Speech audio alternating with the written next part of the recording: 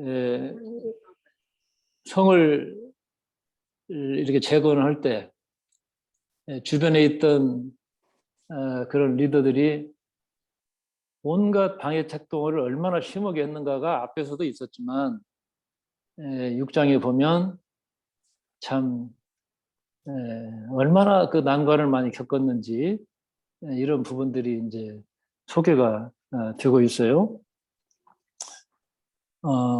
그런데 이제 어찌됐건 6장에서 성벽이 이제 완성됐다 이 얘기가 나오고 있죠. 자, 성벽이 완성됐다. 그리고 그 성에 문짝이 달아졌다는 것은 뭐예요? 이제 스스로 자립할 수 있는, 스스로 설 수 있는 그런 이제 뭔가 기반이 이제 형성되었다는 얘기죠. 예? 그리고 더 중요한 것은 그 일을 하는 과정에서 부자들과 가난한 자들이 하나가 됐어요. 부자들은 이자놀이 멈췄어요. 그리고 이자 받았던 것도 일부 다 돌려줬습니다. 그래서 가난한 자들의 그 비통한 그런 한의 목소리들이 멈춰버린 거예요, 이게. 그래서 사회적 대통합이 일어났다. 이게 이제 5장에 있었거든요. 이게 참 중요하죠. 그러니까 우리가 어떤 일을 하려면은 현실적으로 부딪히는 외적인 조건이 있죠. 그러나 내적으로 일어나는 문제도 이게 보통 문제가 아닙니다. 이게 나라가 망하는 것도 외적에 의해서만 망하나요? 그냥 자체적으로 거의 멸망하는 경우가 더 많죠, 이게. 그런 역사들이 많이 있지 않습니까? 그래서 자립의 기반과 그다음에 내적으로 통일되는 모든 계급이 철폐되는 그런 어떤 극적인 일들이 이제 일어나게 되어가지고 그 성이 이제 완성이 된 거예요. 이게 개인이나 민족이나 어떤 평화를 누리려면 어떻습니까? 기본적인 전제 조건이 있어요. 그것은 자립의 건이에요. 자주 자립. 이번에 아프간 사태를 여러분들이 보셨죠? 또 어떻게 이렇게 하나님 역사 해주셔가지고 이번에 아프간 사태에서 제일 뜬 나라가 대한민국입니다. 미국이 한국을 보는 눈이 완전히 바꿔졌어요. 역사적으로 이런 참 어떻게 보면 경사스러운 일들이 연이어 지금 터지고 있습니다. 이게. 그러나 이제 아프간의 그 나라를 보면 아무리 많은 장비가 있고 뭐 돈이 있어도 나라를 지키고자 하는 힘이 없는 그 의지가 없는 그런 사람들의 나라는 뭐예요? 그냥 자멸해 버렸잖아요, 이게. 예? 그래서 참 안타까운 점이 한두 가지가 아닌데 결국 자립이 안 되면 의존하게 되겠죠. 20년 동안 미국에만 의존했지 스스로 일어서려고 하는 힘이 없었어요. 이건 미국의 실수이기도 하겠죠. 어떻게 보면. 그래서 의존에 길들여져 버리게 되면 뭐 결국은 인간 구실이건 나라의 구실도 할 수가 없다는 거. 아마 이번에 아프간 사태가 우리에게 그걸 잘 보여주고 있는 것 같아요. 사람의 경우는 21살 나이 때까지 자립에 대한 어떤 자기 정체성이 세워지지 않으면요, 그 사람 평생 의존적인 사람이 돼요. 그러니까 우리가 자녀 교육을 할 때 바로 이 부분을 올바로 세워줘야 됩니다. 의존하지 않는 거. 예? 예. 그 다석 유영모 선생님이 우산학교 교장으로 가셔가지고 맨 처음 하신 일이 뭐냐면 교장 의자의 뒤 등받이를 잘라버렸어요. 예. 의존하지 않는 거, 의지하지 않는 거. 앉아도 벽에 기대고 앉고 말이야. 이래서는 안 됩니다. 예. 그래서 철저하게 하여튼 이 자립의 의지를 학생들에게 강조하신 것이 바로 그 부분이죠. 자립해야 공생할 수 있습니다. 저는 그렇게 생각해요. 예. 나는 뭐 공부 잘하라서는 뭐 해본 적이 없지만 자립과 공생이라는 주제는 하여튼 뭐 제 나름대로 철저하게 그렇게 강조를 해왔습니다. 이 심리학이나 상담에 대해서 공부를 해보면 어떤 사람하고 대화를 나눌 때 상담의 경우에 있어서 가장 중요한 테마는 뭐냐면 그 사람이 어떤 정체성을, 즉 자기 자신에 대해서 어떤 정체성을 가지고 있는가 그걸 파악하면 그 핵심을 붙잡는 거예요. 그래서 예를 들어 신앙의 문제도 마찬가지입니다. 어떤 문제를 다루든 간에 확실히 그 정체성, 크리스찬으로서의 정체성 이게 중요한 거죠.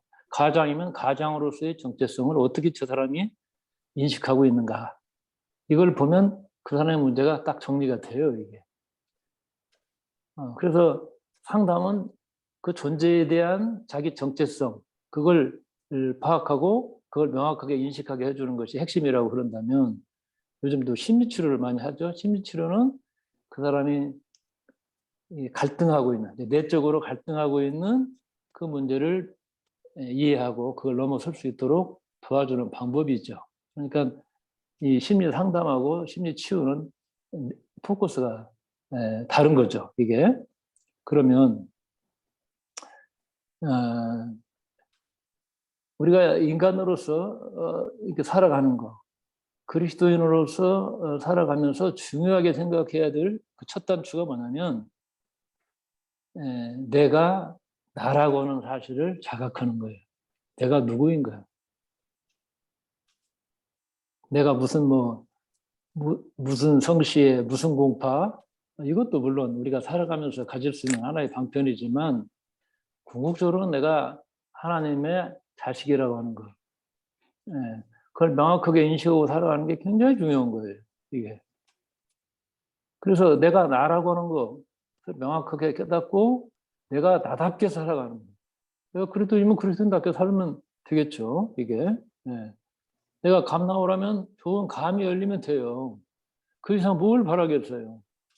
그런데 이걸 모르니까 내가 감인지 뭔지를 모르니까 막 사과가 들려고도 하고 배가 들려고도 하고 또 감나무인 자식에게 막 배도 열리라고 그러고 요즘 여름이니까 수박도 좀 열려봐라 뭐 이런 식으로 부모가 강요하는 그런 문제를 안고 많은 젊은이들이 방황하고 고민하고 있는 거예요. 그런 점이 명확하지가 않으니까 그냥 열심히 공부해라 열심히. 근데 그 젊은 친구들 후배들 오면 물어요. 요즘 어떻게 지내? 열심히 살고 있습니다. 그냥 열심히? 예, 주어진 대로 열심히 살고 있어요. 그건 바보들이 하는 얘기죠. 그래서 내가 물어요. 바다에도 배가 열심히 가. 열심히. 어떻게 되는 거지?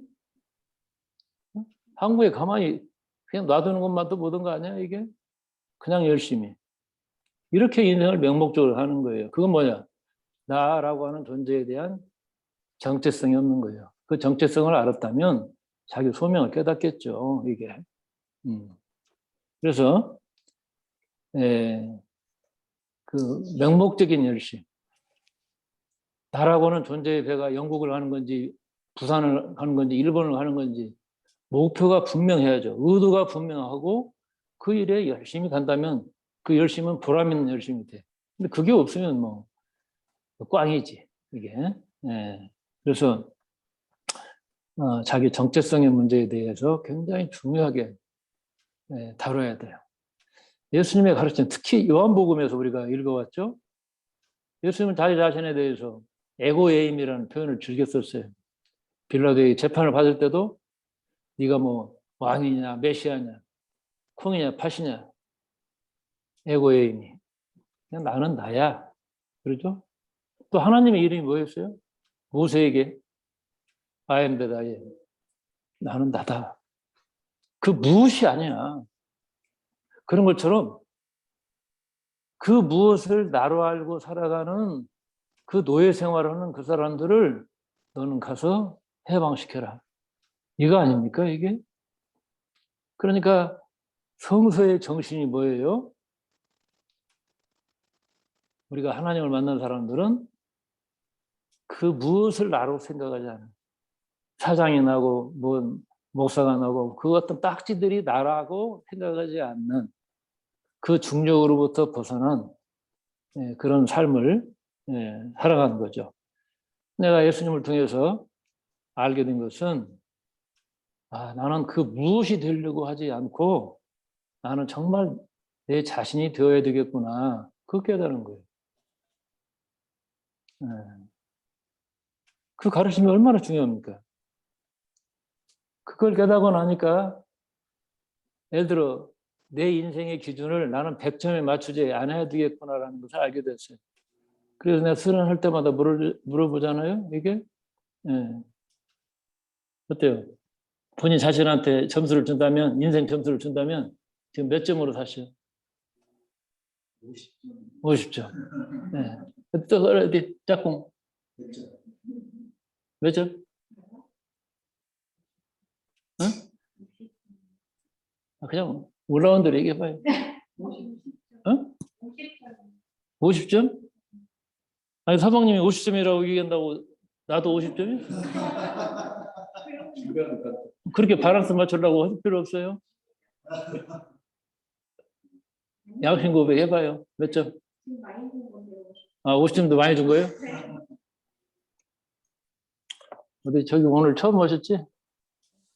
몇 점으로 샀어요? 응?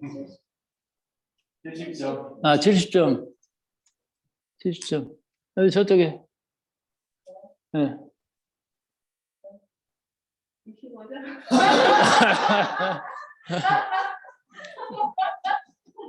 아니, 억울하지 않아요? 65점? 뭐가 부족해서 65점이에요? 재밌게 살았는데 65점만 주길래 35점 더 열심히 살려고. 네. 열심히 살면 85점 가겠어요? 아직 모르겠어요. 살아봐야 살아봐야 알아.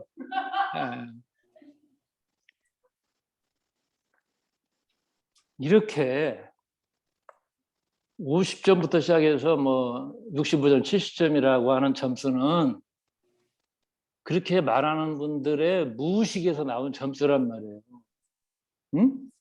사람이 하는 말이나 부신권의 행동 이런 것들은 다 그 사람의 무의식에서 나오는 거야. 인간을 거의 지배하는 것은 그 사람의 무의식이에요.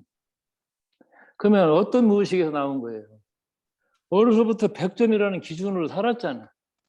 그러니까 그냥 본인 인생에 점수를 준다면 얼마나 많은 점수가 있는데 꼭 50점, 65점이 나오냐 이거예요. 좀 비참하잖아요. 그러면서 하나님 예수님을 찾고 있어. 이거 이제 희한한 일이지. 사람이 말이에요. 줄을 잘 서야 되거든요. 우리 또 이민구 선생님 줄 섰으니까 내가 또 오늘 선물 줘야지. 선물 줄게요. 내가 100점씩을 선물을 줄게 오늘은. 감사합니다. 그러면 아니 내가 준 100점하고 본인 점수하고 합해보라는 얘기야. 그럼 몇 점이에요? 150점. 150점? 예? 덧셈을 할 것 같고. 그 다음에 몇 점이에요? 170점? 그러면 165? 자, 150점이라고 하면 누가 뭐라고 하는 사람 있어요? 아무도 없잖아. 그렇게 알아서 기고 있는 거야. 이런 무의식에 내가 사로잡혀 있으면, 묶여 있으면 나도 모르게 열심히 노력해갖고 90점으로 올라가야지. 85점? 그게 무슨 의미가 있는 거예요, 그것이? 노력 안 해도 돼요. 응? 아니, 얼굴도 예쁘게 생겼고, 못 이런 것이 뭐가 있어요? 어떻게 65라는 점수를 얘기할 수가 있어? 네. 오늘은 내가 100점만 줬는데, 다음에는 내가 거기에다 0 붙여줄 거야.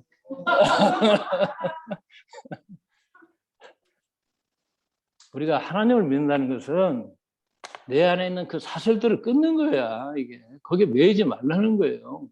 예수님의 에고에임이라는 뜻이 바로 그런 의미를 담고 있는 거야. 그래서 내가 묻는 거예요, 계속. 나도 왜냐면 그 안에서 꼼짝 못하고 살았었던 세월이 있었으니까 깨고 보니까 아무것도 아닌 것인데 없는 건데 있는 것처럼 착각하고 사는 거예요. 우리가 보는 것도 마찬가지야. 우리가 사물을 보고 있다고 똑똑히 봤다고 이것도 다 꽝이에요. 알고 보면 모든 빛깔이 모이면 우리 눈에 사라져 버린다니까. 예? 그리고 영상에 비친 그 우리 망막에 비친 그 영상 그것을 뇌로 해석한 것을 봤다고 우리가 알고 사는 거예요. 이게.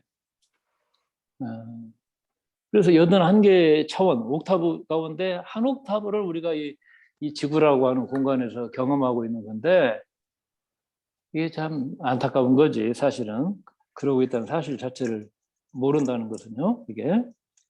그래서 이 100이라고 하는 그 강력한 그 기준, 이게 뭐냐 이거예요, 이게. 응? 네. 그러니까 내가 나답게 못 사는 거예요. 그래서 내가 나에게 붙은 어떤 친구들, 이름조차도 다 나라고 착각을 하는 거예요. 동일시를 하는 거예요. 응? 이 혼란에 빠져 있는 거예요, 인류가. 네.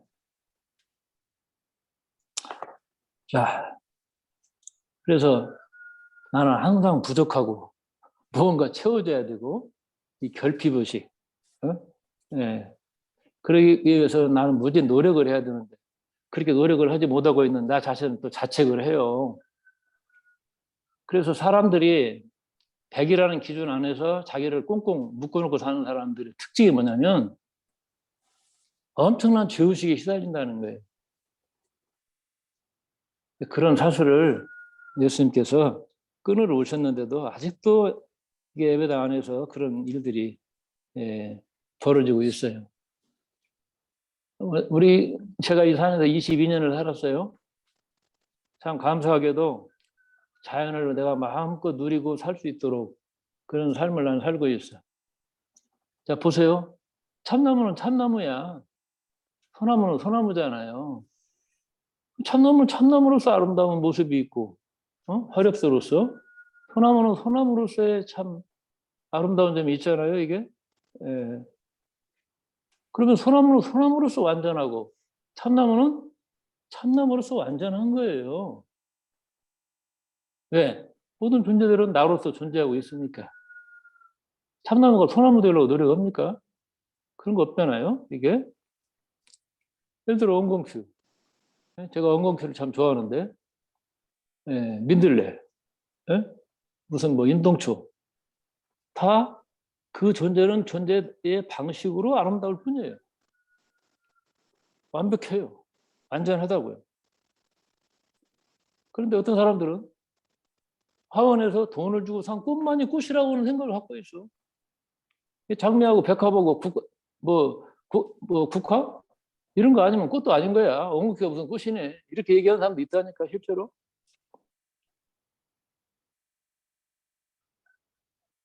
그래서 돈 주고 산 꽃만 꽃인 줄 아는, 이런 사람들. 또 어떤 사람은 뭐 그 난 초 하나에 뭐 100만 원인데 뭐 그런 난을 뭐 몽땅 갖고 있다고 자랑하는 사람도 있어. 야, 저 사람. 내가 뭐라고 하겠어요? 그냥 꿈속에서 사는구나.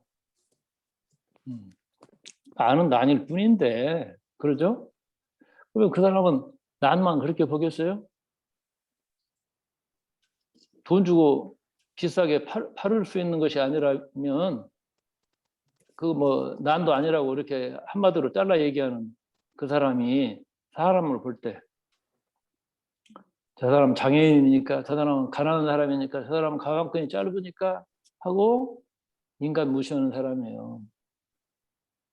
그게 같이 가고 있는 거예요, 이게. 응? 응.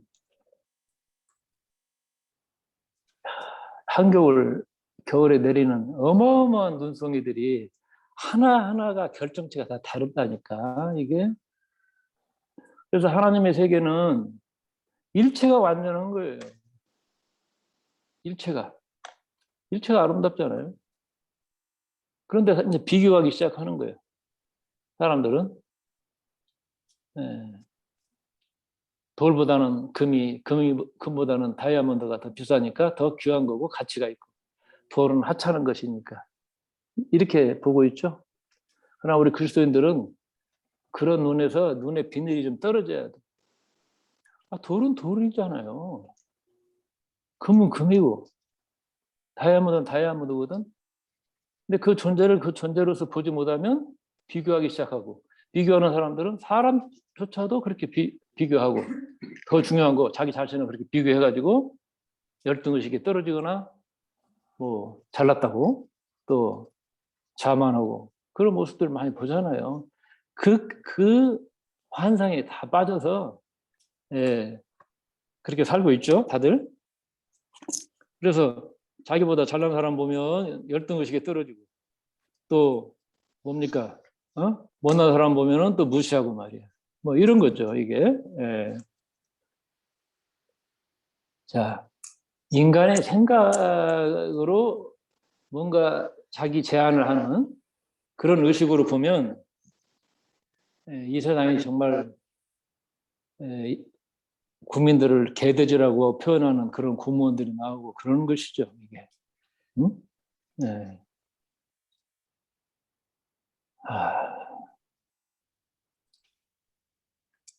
자, 자리. 인간이나 동물 세계나요. 자립은 정말 중요한 주제예요. 이게.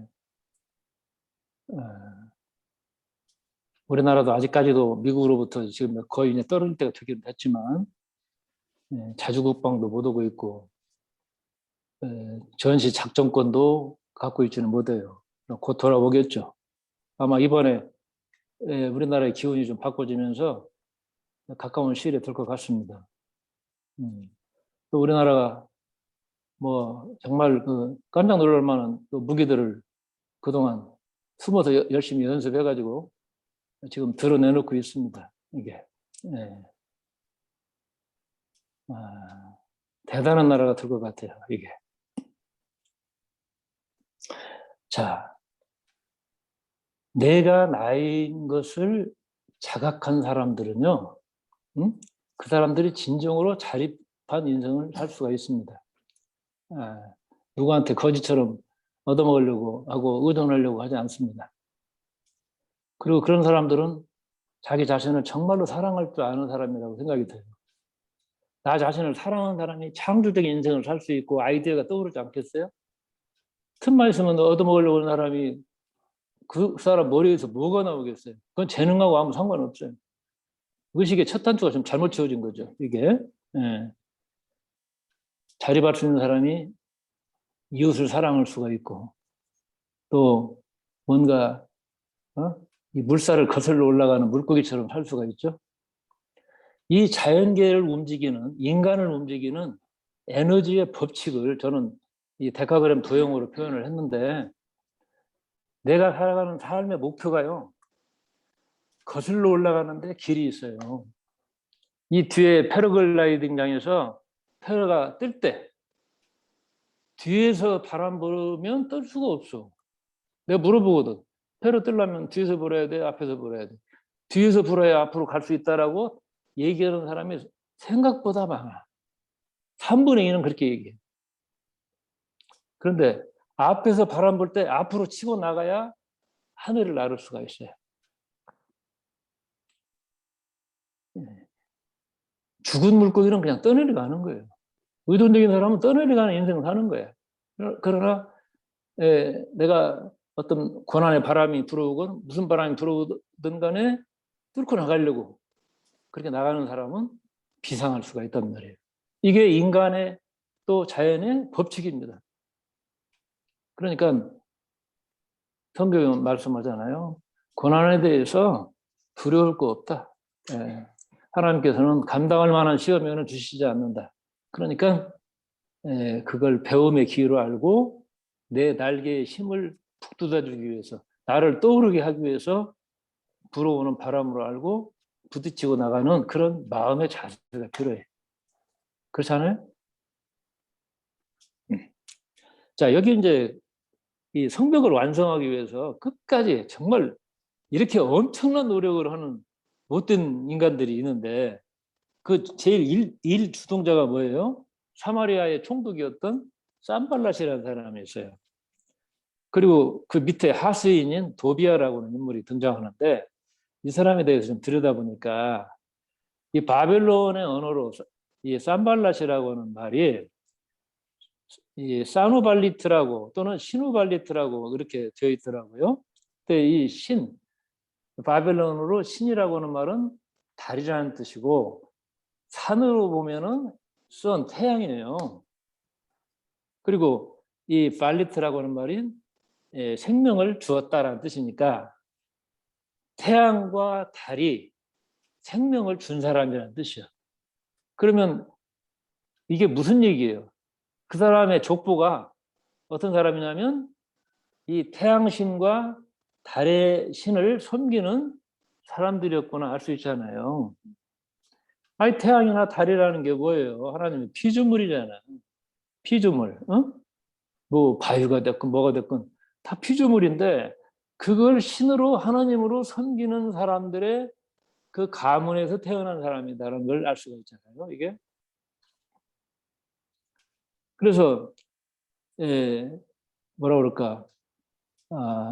피조물을 하나님으로 숭배하는 우상 숭배하는 집안에서 그렇게 살아온 사람이다라고 이렇게 이제 아마 족보가 보여져요. 그다음에 이 도비아라고 하는 인간은 히브리어를 쓰고 있는데 좋다, 뭐 좋은 거, 굿 이것을 표현하는 단어가 히브리어로 토브라는 단어예요. 토브. 이 말에서 나와가지고 이스라엘 사람들 이름 가운데 야자 붙은 것은 뭐예요? 여호수아나 야 이거 붙으면 그건 하나님이라는 뜻이에요. 여호와 약자죠. 그러니까 그러면 도비아라고 하는 뜻은 여호와의 선하심 이런 뜻이요. 그러니까 히브리어 이름으로 보면은 참 멋진 이름이에요. 화려한 이름이야. 어떻게 보면 이렇게 좋은 이름을 갖고 있는데 하는 짓은 또 이게 뭔 짓인지 모르겠어요. 이 인간은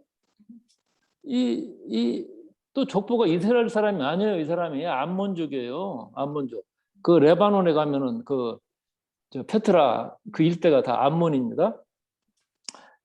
이 암몬족인 사람이 히브리어 이름을 갖고 있다는 건 뭐예요? 이스라엘 사람들의 뭐 종이라든지 뭐 모습 노릇을 했기 때문에 이스라엘식으로 계명을 했구나 이렇게 추적을 할 수가 있겠죠. 그래서 한마디로 얘기하면 이 사람은 이름은 참 좋은데 이름값은 정말 못한 사람 이렇게 보아지네요. 그래서 그 이름에 뜻하고 그 사람이 살아온 삶에 있어서는 큰 괴리감이 있는 이율배반이 있는 뭐 그런 사람이 이 도비아죠.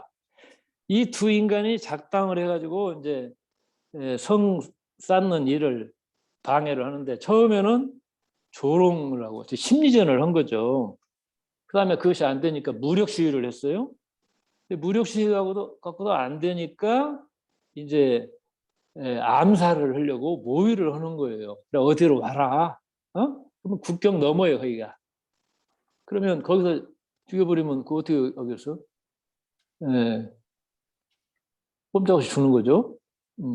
5번이나 초대하는 그런 초청장을 보냈는데 그때마다 걸려들지 않았다. 그 얘기죠. 그래서 이제 뭔가 이 방법 저 방법이 안 되니까 이제는 이제 모함을 하는 거지. 너는 이 페르시아에 반역을 해가지고 왕이 되려고 성을 쌓는 거 아니냐. 이렇게 이제 모함을 했다는 거예요. 헛소문을 이제 뭐 퍼뜨렸겠죠. 그럼에도 불구하고 성이 자꾸 올라가는 거야 이게. 그러니까 이제 마지막에는 이제 발악을 하는 거예요. 그 수위가 갈수록 높아지는 거예요 이게.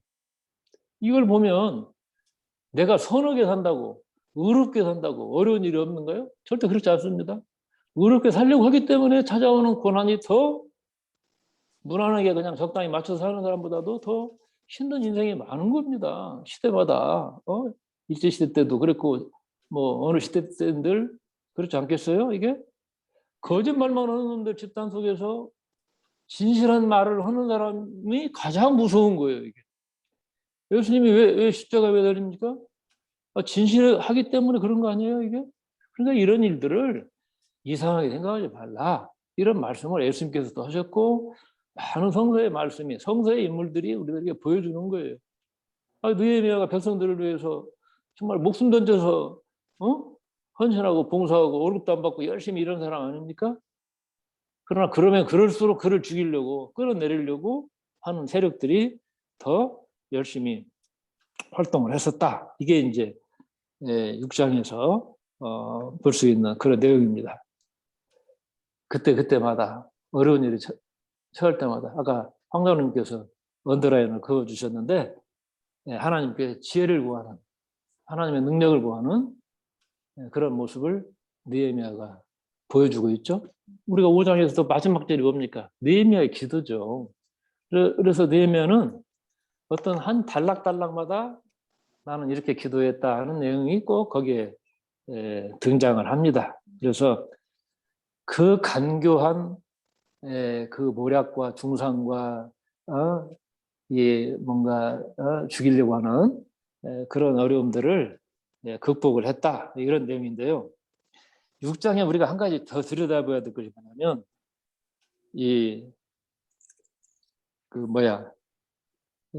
그 제사장이 있죠.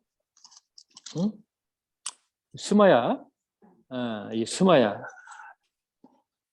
이 사람 완전히 뭐라 그럴까? 그 이완영이 같은 그런 사람인데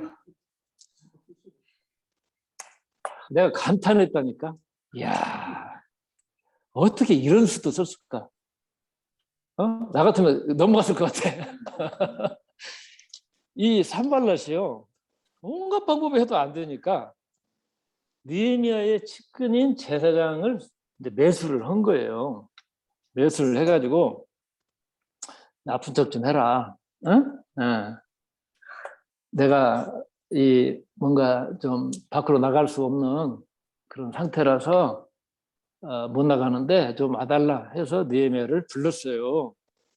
느헤미야가 찾아가니까 이 스마야라는 인간이 무슨 말을 했냐면 오늘 저녁에 당신 죽이려고 쳐들어와 산발랏이.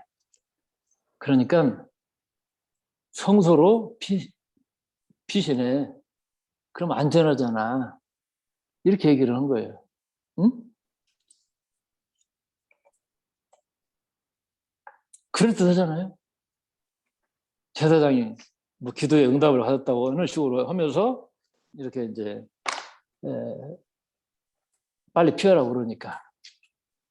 그런데 이 술칙은요, 두 가지 암수를 포함하고 있는 거예요. 응? 그 꽁수가 들어있는 거예요. 첫째는 목숨을 걸려고 성소에 들어갔다 하면 문 잠궈버려요. 네? 그러면 이제 제사장이 나가서 큰 소리를 치는 거죠. 느헤미야가 자기 살 길 찾아서 성소로 피했다. 그러면 거기 열심히 일하고 있는 백성들이 동요를 할 거 아니에요. 이건 뭐야 이거? 자기 혼자만 살려고 세상에 성소로 들어가 버려? 그러면 우리도 살 길 찾아야 되는 거 아니야? 오늘 저녁에 산마라시 쳐들어온다는데 완전히 쑥 받들 거예요. 그러면 느헤미야의 백성들에 대한 이 리더십, 지도력이 끝나버리는 거예요. 이게 죽어버리는 거예요. 또 두 번째 문제가 있어. 성소는 제사장만 들어가는 데거든. 율법에 의하면 거기 환관이라는 표현이 나와 있는데 환관은 들어갈 수가 없어. 제사장 외에도 들어가지 못하지만 그러면 어떻게 돼요? 율법을 범했잖아요. 그래서 실제적인 리더십뿐만 아니라 종교적으로도 이미 목이 잘리는 그런 수가 그 한마디 속에 들어있는 거예요. 이게. 그래서 하마터면 느헤미야가 그 촉에 걸릴 뻔한 거야. 이게. 예. 겉으로는 다 너는 당신 살리려고 하는 짓이다 하는 그런 어떤 연기를 했겠지. 이게. 내가 기도해 보니까 이런 응답도 받았고 말이야. 당신이 얼마나 중요한 인물인데 살해야 될 거 아니냐. 이렇게 설득을 했겠죠. 그러지만 느헤미야는 거기에 그 올가미를 딱 두 개를 걸어놓고 지금 목만 들이밀면 확 잡아다니는 그런 찬스를 만들었는데 또 피해갔어요. 대단한 또 이 순발력으로 지혜로 그 올가미를 지나간 거죠. 이게. 그러면서 느헤미야는 자기 자신이 이 성벽 공사를 하는 어떤 그 중심점으로서 구심점으로서 자기의 정체성, 자기 존재에 대한 이 정체성을 분명히 하는 그런 기회가 또 됐잖아요. 그리고 그걸 명확하게 그 태도로 드러냈습니다. 나는 이 민족을 이끄는 이 지도자로서 어찌 위험하다고 그래서 내가 성소를 피할 수가 있겠느냐. 그렇잖아요. 죽을 때 죽더라도 나는 피해서는 안 되는 몸이야. 내가 피하면 민족이 와해돼버려, 이게. 그러잖아요.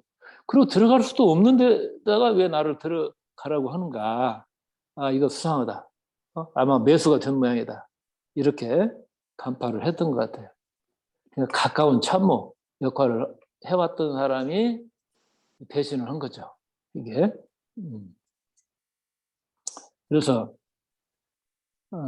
어떻게 보면 이 제사장은 말이에요. 간접살인이죠. 완전히 이게 뭐 끝장을 낼 수 있는 그런 암수를 여기 보니까 뭐 애언자 스마야라고 그러는데 제사장이었다고 그럽니다. 자, 세상이 험하다는 말을 우리는 많이 듣고 있죠. 그 말은 우리가 살고 있는 곳곳마다 뭐가 많아? 동물을 잡으려고 올가미 산에다 많이 치거든. 이런 올가미들이 우리 주위에 많이 있다는 거예요. 이게. 내가 깜빡하면 넘어갈 수 있어요. 뭐 보이스 피싱이다. 뭐다 별게 많아. 그렇죠? 이게 다 올가미들이 이게. 그래서 우리가 만만치 않은 현실을 살고 있어요. 느헤미야처럼. 느헤미야만 이런 올무에 걸렸겠어요. 우리도 마찬가지죠. 이게. 그래서 이런 험한 세상을 살 때 우리에게 정말 필요한 것이 뭡니까? 느헤미야의 지혜가 필요한 거예요. 그럼 느헤미야는 우리에게 어떤 얘기를 하는 겁니까? 땅의 지혜를 가지고 올가미를 치는 그 사람들보다도 더 높은 하늘의 지혜가 필요하다는 거. 그 하늘의 지혜를 구한 사람으로서의 느헤미야가 우리에게 주는 이 교훈이라고 그럴까, 지혜의 가르침이라고 그럴까, 이거에 우리가 주목을 해야 되는 거예요. 이렇구나, 저렇구나. 이것이 우리가 느헤미야서를 이 시대에 읽는 의미 아닐까요, 이게? 그래서 이 올무, 이게 참 얼마나 갖가지 방식으로 이렇게 느헤미야를 잡으려고 했나. 근데 그 외를 그냥 참 무리를 걸어가는 예수님처럼 이렇게 갔던 신앙의 선배인 이 느헤미야. 이걸 우리가 지금 2000년대에 읽는 의미라고 생각을 합니다. 뭐 하실 말씀 있으시면 또 해주시고.